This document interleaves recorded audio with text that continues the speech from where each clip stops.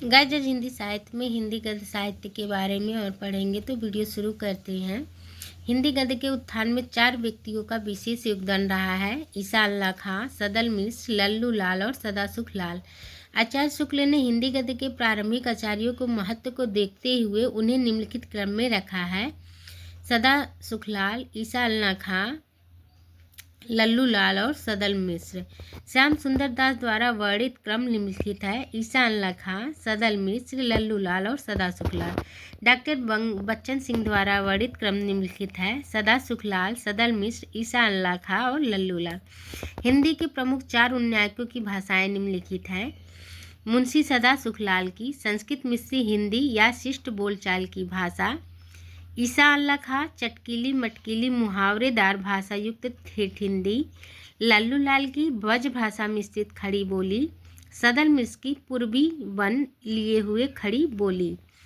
हिंदी के 4 उन्नायकों का संक्षिप्त परिचय। मुंशी सदासुख लाल, संवत 1903 से 1981 ईस्वी।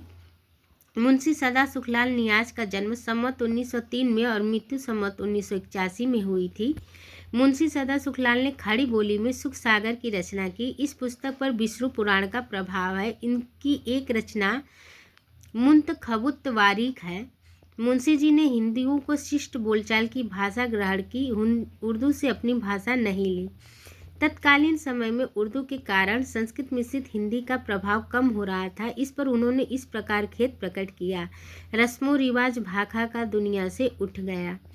मुंशी सदासुख लाल और ईसा अल्लाह खां का संबंध फोर्ट विलियम कॉलेज से नहीं था। मुंशी द्वारा रचित सुख सागर से विद्या पर दिया गया एक उक्ति उद्दत है। जो बात सत्य हो उसे कहना चाहिए, कोई बुरा माने कि भला माने। विद्या इस हेतु पढ़ते हैं कि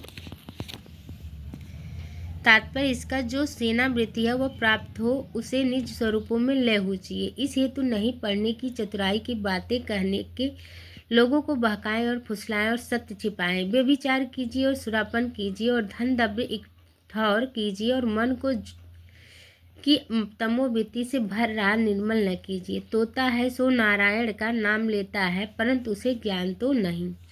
सन 1851 ईस्वी में आगेर से बुद्धि प्रकाश नामक समाचार पत्र निकला। इसके संपादक सदासुख लाल जी थे। सुर निर्णय सदासुख लाल का लेख है। ईसा अल्लाह खां उर्दू के प्रसिद्ध शायर थे जो दिल्ली के उजड़ने पर लखनऊ चले गए थे। इनके पिता का नाम मीर मासा अल्लाह खां था। ये शाही हकीम थे। ईसा का जन्म मुर्शिदाबाद बंगाल में हुआ था। ईसा ने उदय भानचरित या रानी केतकी की कहानी की रचना संवत 1855 और 1860 के बीच में की है। ईसा का उद्देश्य ठेठ हिंदी लिखने का था, जिसमें हिंदी को छोड़कर और किसी बोली को पुष्ट न कहो। ईसा ने अपनी भाषा की 3 प्रकार के शब्दों में मुक्त रखने की प्रतिज्ञा की थी। पहली थी बाहर की बोली यानी अरबी, फारसी और तुर्की, गवारी यानी ब्रज भाषा अवधी और भाखापन संस्कृत के शब्दों का मेल। रानी केतकी की कहानी से सर्वप्रथम खड़ी बोली गद्य साहित्य में लौकिक श्रृंगारमय प्रेमाख्यान परंपरा का सूत्र प्राप्त हुआ। ईसा द्वारा प्रयुक्त भाषा के कुछ उदाहरण हैं। यह वह कहानी है जिसमें हिंदवी छुट और न किसी बोली का मेल है न पुट। लखनऊ के भाड़ा घोड़ा कुदाते हुए महफिल में आते हैं। शैली की दृष्टि से रानी केतकी की कहानी हास्य प्रधान है। रानी केतकी की कहानी हिंदी की पहली मौलिक लिखित गद्य कथा है।